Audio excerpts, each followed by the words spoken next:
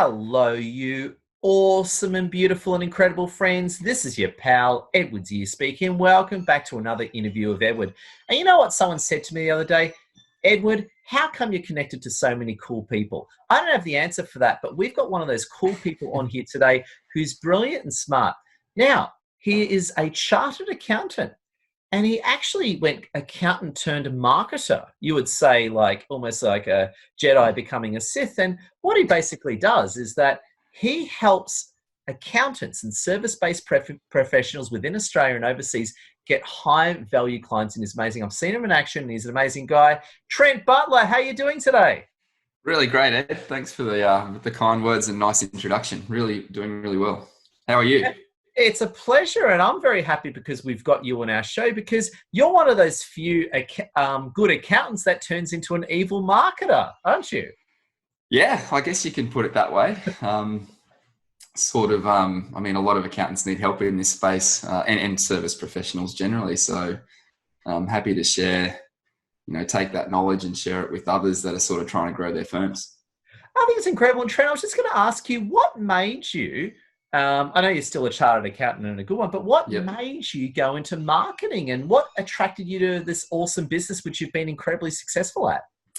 Yeah, great question, Ed. And to be honest, I almost didn't do it. I sort of got to a point in my career, like many do, where they're sort of at that senior manager, associate director type level within their chosen field or profession. Want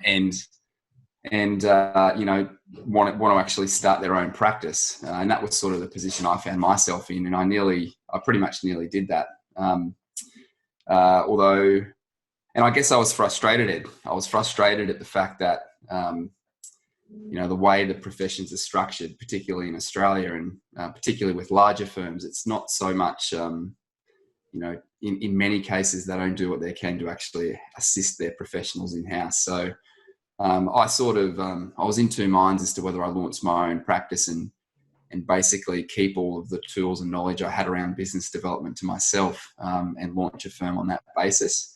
But instead of doing that, I decided to just basically partner with other firms and help them do solve the problems I was having and grow their practices as if it was mine. And that's sort of the approach I take. And so, yeah, that's pretty much it. It was a frustration. I'd felt the issue in my own sort of journey and wanted to help solve that for other firms. Oh, it's incredible, Trent, and you've been amazingly successful. You've got clients all across Australia and now the world. And I was going to ask you, Trent, what's your view on what's happening with Corona and how does that impact people and what can we do about it? What is your whole view on the whole Corona situation? Yeah, well, it's obviously not ideal, is it? I mean, it's probably, hopefully, a 1 in 100-year event, and hopefully it doesn't continue, beyond that. So, look, it seems like there's light at the end of the tunnel. So hopefully the worst is behind us. I know that in Australia, certainly we've had it a lot better than our other areas. So we should be thanking our lucky stars in many respects. Not to take away from the heaps of people that have been affected by it. Look, I guess from a practice development point of view, it has changed a few things. And I think at a fundamental level, it's about, businesses still need help. People still have problems that need to be solved. And so I guess in the short term, it's about trying to solve those problems as best we can. And then, once people have their problem solved, moving forward beyond Corona, it's about, I guess, continuing that same mantra. How do we solve and help people grow their businesses? Yeah. And I was going to say, so you work with mostly accounting firms, mortgage brokers, finance people, and professional services. Yep. What's your advice for those businesses to get high value clients? What's your big tips to them? Yeah, it's a great question. The first thing I'd ask, and I ask anyone I ever talk to, is why do you actually want more clients? Because it may turn out that that's actually not what they need; it's what they think they need. So that's sort of the first thing I think about is get real clear on why you want to actually go down that path of finding high value clients. And so that's sort of the first piece of the puzzle. The second piece is there's a lot of noise in the marketplace around how to go about this journey. And that sort of stems from the structure of the marketing industry around, there's a lot of individual people selling little components and tools to the puzzle. Whereas we sort of take a strategy first approach and work out, well, what's actually the ideal strategy and path to go on for each individual practitioner, and then work out what the tactics are that sit below that. So, the advice I'd have is talk to someone that sort of has done this and is doing this, and sort of, in some cases where it makes sense to go down this journey, pay for speed. Don't sort of dabble and try and work it out and solve the problem for yourself, because chances are you're already too busy to waste your valuable time that you actually have to developing your business on just, going to dead ends. So that's sort of the second piece I'd say is, once you know that this is actually a right fit and you actually need to be going down in this path, get clear on, I guess, why, and then, what exactly should you be doing to sort of make sure you're not spinning your wheels. That's great. And just as an example for the audience, what are the top 3 tactics you often end up recommending and helping your clients with? Yeah, so inevitably it does work out to be sort of a combination of, say, 3 things. The first thing is, once we've got strategy worked out, and I won't sort of call that as a tactic, that's just assume that we've got our strategy in place. Right now, what's really sort of, I guess, topical and really effective right now is the LinkedIn platform. So, particularly in Australia, I think there's 4.5 million monthly active users. Most of those are going to be, or a fair portion of those are going to be your market. And so having a methodology, a system and a process to actually get yourself, positioned correctly on the platform and in front of the right, value clients that you want to go for, or referral partners for that matter. That's probably a tactic you just can't go past right now, is LinkedIn. The next one I'd probably suggest, depending on the practice, is actually optimizing the website. So beyond LinkedIn, having a user-friendly website that's got all the key metrics like, social proof, something that actually educates your prospective client about your value offering. That's probably the second tip, is to have an optimized sort of online presence through a good website. And the second piece I'd suggest is having something that educates the client.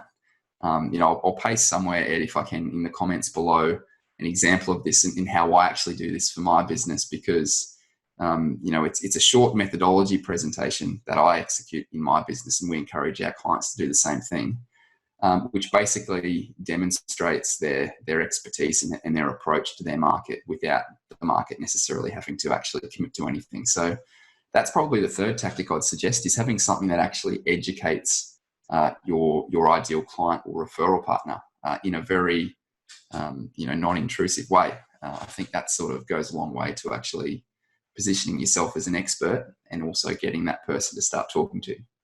So just to unpack that, you mean, for example, what, the free video with a lead page that people click on, it captures that details. Is that what you mean? Yeah, spot on. And that's one example of what it can look like. And it can take a few different forms depending on the business. But that's actually probably a really good place to start, is something like a lead page to an educational video. That's no joke. It's not a sales pitch. It's literally an educational piece that actually, educates your potential market or your potential client on your, what we call your expertise differentiator. So what makes you unique or different within your particular industry vertical or strategy. That's really powerful. We've seen that be extremely effective in the current market, and I suspect it will be going forward for a while. And I get asked this question all the time. Yep. I'm personally a leadpages.net user. What platform do you use for your lead pages? How do you go about structuring a high conversion lead page? Yeah, great question, Ed. I know we've had this conversation before. We use ClickFunnels. Oh, great. And nothing against lead pages. It's just that's where we've developed our, what we're most familiar with, really. So I don't sort of sit in one camp or the other as to preference. It's just, there's no point learning 2 platforms, I'd say. And it gets to a point where, the cost to actually switch is just too high because you get really comfortable with one. You probably know what I'm talking about. So yeah, we use ClickFunnels, but we sort of don't have a preference or a leaning one way or another. It's just what we know and what we're familiar with. I love it. I think ClickFunnels and it's like Teachable and Kajabi, ClickFunnels and It is. Lead Pages, Microsoft and Apple. They're all the best companies, and whatever camp you sit in is like a chocolate vanilla ice cream preference. I've taken that I suppose agnostic viewpoint on software. Yeah, absolutely. I agree. Yeah. Wow, that's really cool. And I was just going to ask you on that point, right? I was going to ask you on that point.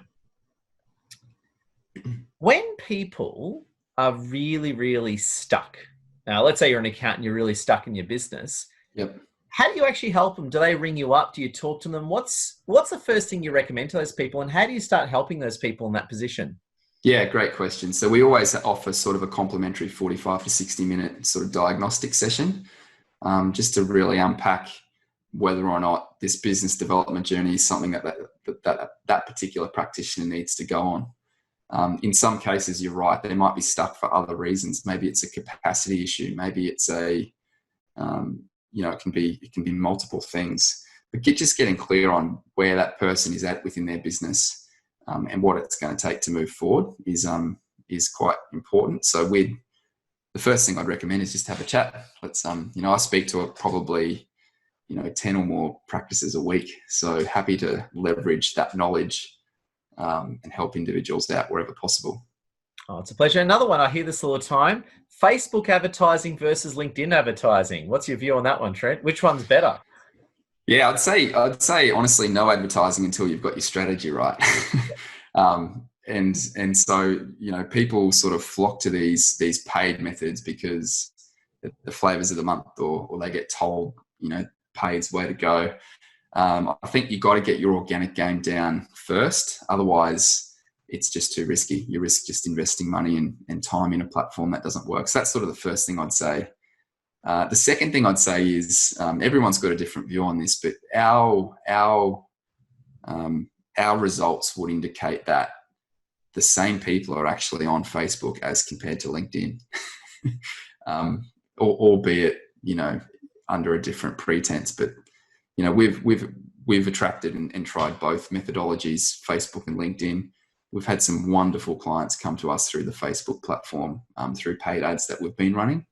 And so, yeah, I actually don't have a preference. I think both audiences are on both platforms. And I like what you said, because you knew I was asking you a trick question, and you got it. You knew exactly where I was going, because I couldn't agree with you more. As you know, I'm a complete organic guy. Yeah. On a quiet day, I get seen at least 20,000 times a day organically on LinkedIn. Yeah, cool. And I know you know this topic well, and you actually explain this better than I do. Why is organic the best place to start before you even touch a paid ad, which I couldn't agree with more is? But why is that? Can you unpack that for our beautiful audience? Yeah, well, my view is you're basically de-risking the whole process. So when you get into paid ads, really to make paid advertising work, I'd suggest, first of all, you've got to know what you're doing. So there's a time investment in terms of upskilling.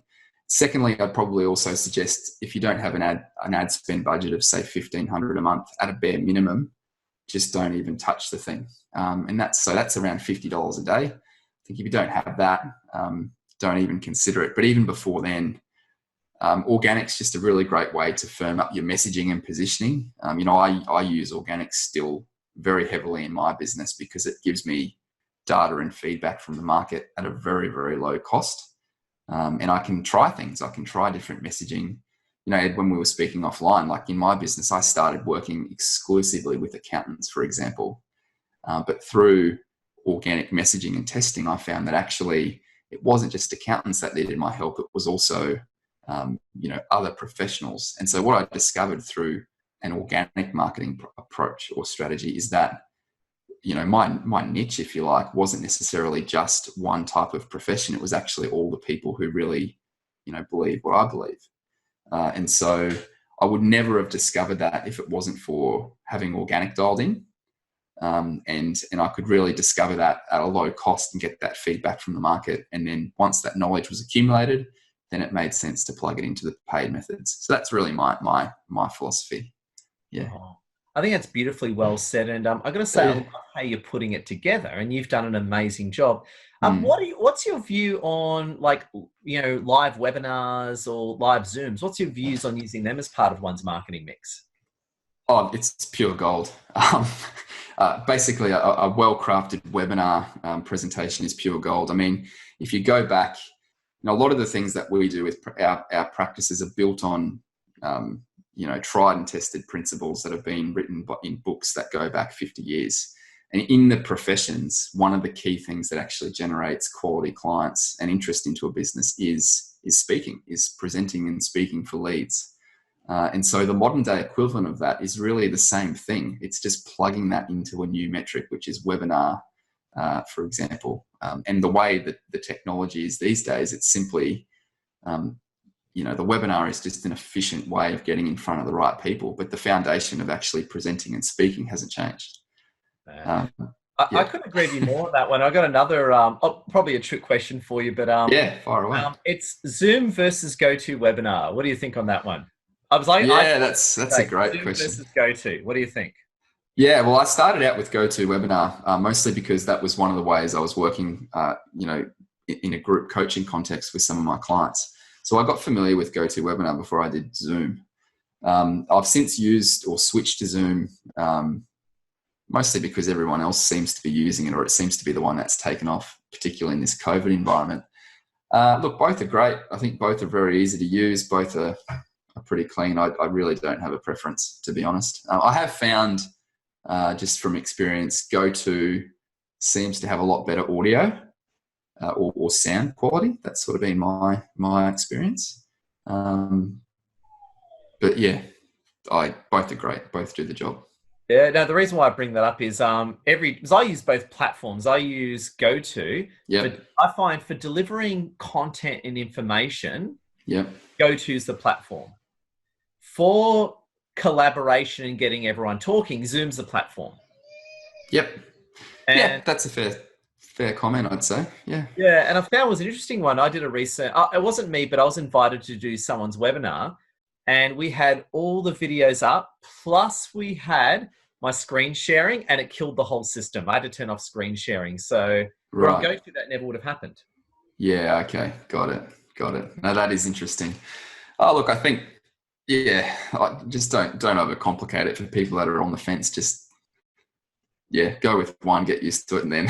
That's the spirit. I'm asking you legitimate questions. Yeah, well, you can get hung up on the gadgets and the widgets, and I think it's not as important as the main thing. Yeah. Diet Coke versus regular Coke? No, just kidding. That's good. I'd go regular Coke every day. Yeah. Okay, no, Diet Coke. That's really good. Now, Trent, I've got to say, I love where you're going. You're a very smart guy and you're doing incredibly well. As we bring this awesome interview to its epic conclusion, what are some closing thoughts and advice do you have for our wonderful viewers across the world to help them really kick butt? Yeah, I think don't be afraid to reach out and get help from the right people. I think, so much time can be spent often, pondering or trying to work things out by yourself. And in a lot of cases, I think just getting that help from someone that's actually done it, is executing it with their clients and themselves, just pays dividends in the long run. And in the accounting world, we call it a bit of an opportunity cost, which is a bit of an economics concept where you can spend, 1, 2, 3 months spinning your wheels and not invest any effort or money in getting someone to help you. But what's that 3 months of time worth? So sometimes it just makes sense to, get help from Ed, get help from on whoever you resonate with, because people are more than willing to. So I think, just put your hand up and have a conversation with someone that's sort of a little bit further down the road than you, and you'll be well served. Trent, that's extremely well said. And I just want to say thank you. And how can people get in contact with you if they love what they see, which I'm sure they will? Yeah, it's a great question, Ed. I'm not sure where you're going to blast this, but I'll try and do my best to post a little link to everywhere, LinkedIn, Facebook. Yeah, it's going to hit my email database. I'm going to hit it with everything I've got. Yeah, got it. Okay, cool. Well, I think the best thing to do is to check out our short methodology presentation. It'll cut straight to the chase. If you watch it in 2x speed, you can get through it really quickly. It'll just go through, I guess, our suggested approach in terms of how professionals can leverage the online environment to generate high quality clients. That link is go.trentdbutler.com. So I'll post that somewhere, but that's probably the best place to start. Trent, it's an absolute pleasure. I just want to say thank you for our audience. And just before you go, I have a feeling there's something else you want to say. I just have this feeling. What's your ultimate closing thought for our wonderful viewers out there? Yeah, no, there's nothing too inspiring, Ed. It's just stay safe and have fun. Make sure you're enjoying what you're doing. Oh, Trent, that's beautifully well said. I just want to say thank you for being with us on this interview. I just want to say, everyone, I've known Trent for a very long time. He's a very smart and successful guy, as you can tell. So definitely check him out on LinkedIn, check out his website, and check out his methodology. And feel free to reach out. He's a great guy that can really help you, point you in the direction you need to. And Trent, I just want to say thank you for being with us, and we absolutely appreciate you. Yeah, pleasure, Ed. Thanks for having me.